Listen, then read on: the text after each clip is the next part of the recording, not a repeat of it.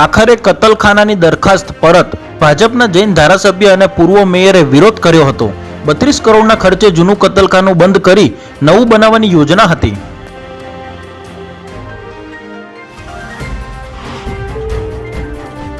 Rapist આસારામનું અમદાવાદનું સરનામું વિખાઈ જશે. 500 કરોડની જમીન પર બનેલા આશ્રમ પર બુલડોઝર ફરી વળશે. 45,000 ચોરસ મીટરથી વધુ જમીન પાછી લેવા હાઈકોર્ટની મંજૂરી.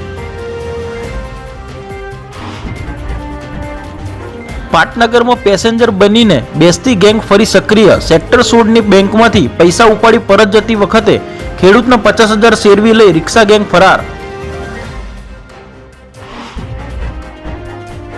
સુરતના કોન્ટ્રાક્ટરની કરોડોની જમીન વ્યાજખોરોએ વેચી નાખી. વ્યાજ સહિત 10 લાખ ચૂકવવા છતાં અમદાવાદ પીએસઆઈની ખોટી ઓળખ આપી ધમકાવ્યો. 4 શખ્સો સામે ફરિયાદ.